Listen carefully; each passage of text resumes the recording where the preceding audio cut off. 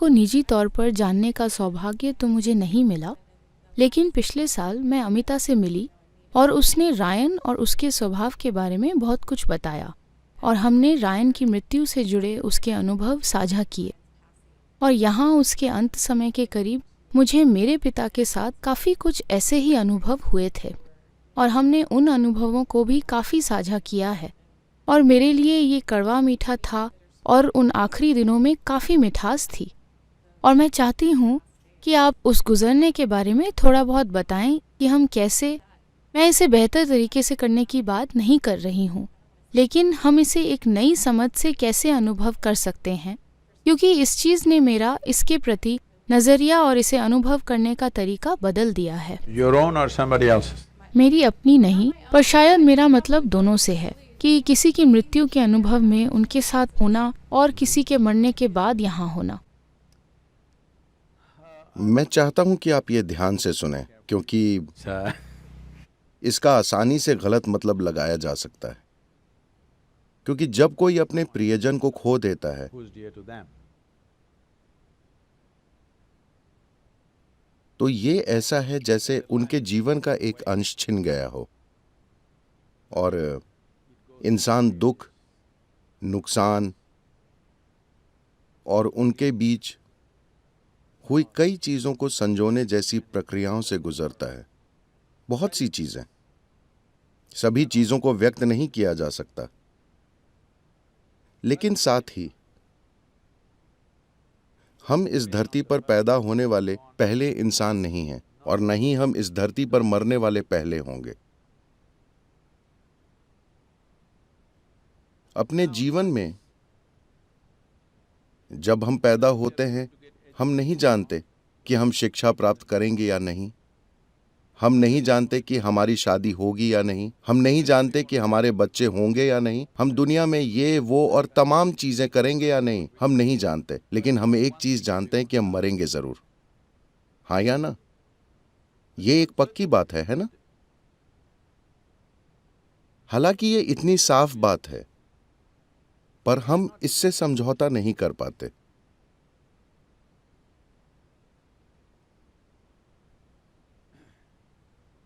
किसी ने मुझसे पूछा, सद्गुरु, सांप कैसे मरते हैं? वे कहाँ मरते हैं? क्योंकि कभी मरा हुआ सांप नहीं दिखता जब तक कि किसी ने उसे मारा ना हो।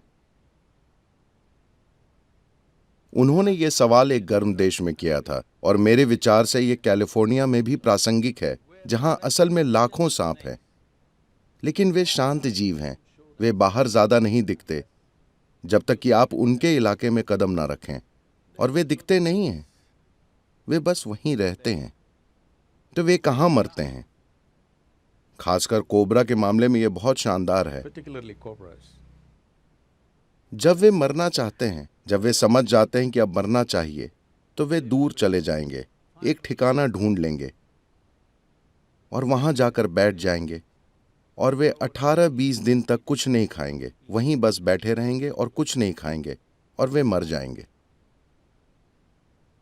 एक मौके पर अनुचित करुणावश मैं इन कोबरा को नीचे ले आया, क्योंकि मैं जानता था कि वे कहाँ बैठे होंगे। मैं उन्हें उठाकर ले आता और जबरदस्ती कुछ खिलाने की कोशिश करता, उनके मुंह में खाना डालता और इस बारे में कुछ करता। लेकिन आप चाहे जो कर लें, वे जरा सा भी खाना स्वीकार नहीं करते। अगर आप उन्हें छोड़ दें तो वे फिर जाकर उसी जगह पे बैठ जाएंगे और वहां शांति से मर जाएंगे।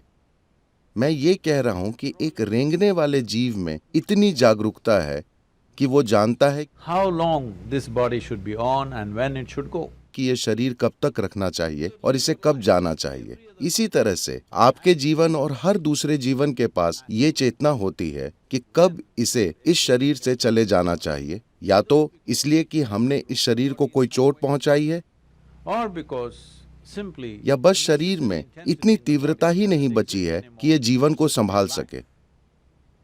तो हमें यह समझना चाहिए, जब मैं कुछ खास शब्द इस्तेमाल करता हूं तो उन्हें सामान्य मायनों में मत लीजिए। जब मैं कहता हूं एक जीवन जाना तय करता है, तो ये ऐसा नहीं है कि आपने इस बारे में सोचा और फैसला लिया। ये वैसा फैसला नहीं है, अपने ही तरीके से विचार करके नहीं।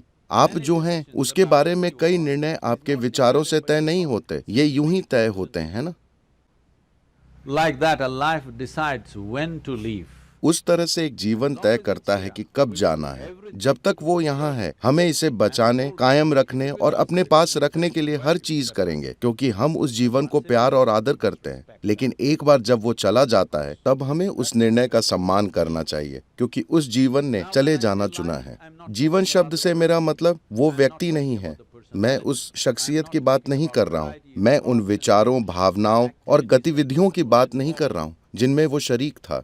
एक व्यक्ति के रूप में आप कभी जाना नहीं चाहते, क्योंकि आप एक अंतहीन मानसिक नाटक बने रहना चाहते हैं। लेकिन एक खास समय पर जीवन जाना चाहता है, चाहे आपको अच्छा लगे या ना लगे। जीवन जाना चाहता है क्योंकि वो आपके द्वारा इकट्ठा किए गए भौतिक रूप में हमेशा के लिए फंसा नहीं रहना चाहता। वो नहीं चाहता। वो उस भौतिक रूप का सिर्फ एक खास समय तक ही आनंद लेता है। उसके बाद हर चीज ठीक होने के बावजूद कई जीवन चले जाते हैं। खासकर भारत में आप देखेंगे कि योगी तय करते हैं कि कब जाना है। वे स्वस्थ और ठीक ठाक होते हैं, पर बस बैठते हैं और चले जाते हैं। दूसरे लोग सोचते हैं, क्यों, वो तो स्वस्थ थे, उन्हें क्यों जाना चाहिए। तो आप बीमार पड़कर मरना चाहते हैं। क्या आप अस्पताल में 3 साल कष्ट झेलना चाहते हैं और तभी प्रस्थान करना चाहते हैं? जाने का क्या वही एक तरीका है? कृपया इसे ध्यान से सुनिए, क्योंकि ये एक परिस्थिति है। मैं किसी चीज को रौंदने की कोशिश नहीं कर रहा हूं, लेकिन मैं चाहता हूं कि आप इसे गौर से सुनें। क्या ये सच है That the final thing that you do in your life is death? कि आप अपने जीवन में जो अंतिम चीज करते हैं वो मरना है? तो आखिरी चीज जो आप अपने जीवन में करें, क्या ये बहुत महत्वपूर्ण नहीं है कि आप उसे शालीनता से करें, है ना? आप सब लॉस एंजलिस से हैं, आपको तो इसे स्टाइल में करना चाहिए, है ना? कम से कम शालीनता से। क्या यह भी महत्वपूर्ण नहीं है कि दूसरे जीवन जो हमारे आसपास हैं, जब उनका समय आए तो हमें मदद करनी चाहिए ताकि वे शालीनता से जा सकें, न कि उन्हें अपने चारों ओर चल रहे मेडिकल उद्योग का शिकार बना दें? हेलो, मुझे बताइए, जो जीवन अभी बाहर आने वाला है, अगर आपने उसे हर किस्म के सहारों से 3 महीने खींचकर और बढ़ा दिया तो उसका क्या तुक निकला? आपने उसे पीड़ा और कष्ट में 3 महीने और खींच दिया, उसका क्या मायने है? इसका मतलब बस ये है कि आप जीवन की प्रकृति से अनजान हैं और जो आप जानते हैं उससे चिपके रहना चाहते हैं, और जो कुछ आप नहीं जानते वो जानना नहीं चाहते। ये बहुत महत्वपूर्ण है कि हम व्यक्ति को तो जानते हैं, हम इस इंसान को और इसे और उसे जानते हैं, वो ठीक है। हमने उनकी शख्सियत का आनंद लिया है, लेकिन आपने उनके जीवन की प्रकृति को नहीं छुआ है, क्योंकि जब तक आप अपने जीवन की प्रकृति को नहीं छूते, तब तक आप किसी दूसरे के जीवन की प्रकृति को भी नहीं छू सकते। तो हमें जो सबसे महत्वपूर्ण चीज करनी है वो ये है कि हमें मृत्यु की बात या उसकी तैयारी नहीं करनी है, कोई जरूरत नहीं है। हमें ये करने की जरूरत है कि जो शरीर हमने इकट्ठा किया है उससे परे, आप मुझसे सहमत थे कि आपने ये इकट्ठा किया है, इस मन से परे ये भी धारणाओं और जानकारी का संग्रह है। इन 2 ढेरों से परे अगर आप अभी यहाँ बैठते हैं और जो जीवन आप हैं उसका अनुभव करते हैं, तो आपको जीवन के किसी पहलू से कोई परेशानी नहीं होगी, जिसमें मृत्यु भी शामिल है। मृत्यु कोई अलग चीज नहीं है। मरना एक जारी रहने वाली चीज है। हम सब अभी धीरे धीरे मर रहे हैं, एक दिन ये पूरा हो जाएगा। क्या आपको लगता है कि ये एक दिन अचानक होगा? ये पहले से ही जारी है ना? हेलो, क्या ये नहीं चल रहा है? मरना हम सब में जारी है। क्या हमें इस प्रक्रिया को देखिए, आप अभी ये कह सकते हैं कि मैं अभी जिंदा हूं। इसे कहने का दूसरा तरीका यह है कि मैं मर रहा हूं, मैं अभी मर रहा हूं। हम इसे जितना ज्यादा से ज्यादा हो सके खींचना चाहते हैं, लेकिन इसे अनुभव के स्तर पर जानना सबसे महत्वपूर्ण है, न कि बुद्धि से समझने की कोशिश करना। क्योंकि अगर आप बुद्धि से समझते हैं तो ये हमेशा एक के मुकाबले दूसरा होगा, क्योंकि बुद्धि की यही प्रकृति है। बुद्धि बिना 2 चीजें बनाए कुछ नहीं समझ सकती। तो आपने जीवन और मृत्यु 2 चीजें बना दी। जीवन और मृत्यु जैसी कोई चीज नहीं होती। जीवन और मृत्यु एक ही पैकेज है ना? हेलो, ये एक पैकेज है। अभी हम जी रहे हैं और साथ ही मर भी रहे हैं। सवाल यह है कि आप इसे कितनी शालीनता से करते हैं। अगर आप इस पल को पूरी शालीनता से चलाना सीख लें तो आप उस पल को भी पूरी शालीनता से निभाएंगे। वो कोई अलग किस्म का पल नहीं है, वो भी ऐसा ही पल है। योग विज्ञान में इसे ऐसे कहा जाता है, हर सांस खींचने के साथ आप पैदा होते हैं और हर सांस छोड़ने के साथ आप मरते हैं। जब आप एक छोटे शिशु की तरह पैदा हुए तो आपने पहली चीज की थी सांस खींचना, है ना? What do you think is the last thing you will do? आपको क्या लगता है कि आप आखिरी चीज क्या करेंगे? सांस छोड़ना, है ना? अभी जब आप यहां बैठे हैं, सांस खींचना, छोड़ना, सांस खींचना, छोड़ना, खींचना, सांस छोड़ना, अगली सांस खींचना नहीं हुआ और एक बड़ा आदमी चला गया, पुफ। हाँ या नहीं? ये इतना ही नाजुक है। मैं चाहता हूं कि आप इस पर गौर करें। हर पल ये हो रहा है। ये सांस जो बाहर गई, अगर ये वापस नहीं आई तो ये चला गया। एक इंसान कितना कुछ कर सकता है, लेकिन साथ ही बस ये देखिए कि ये कितना नाजुक है। आप अपने जीवन के साथ हर पल ये खेल खेल रहे हैं। अगर आप नहीं जानते कि सांस वापस कैसे खींचें तो ये चला जाएगा, लेकिन अभी ये वैसा महसूस नहीं होता। मैं असली हूं, मैं आज नहीं मरने वाला। आपसे और हमसे पहले तमामों लोगों ने ऐसा ही सोचा।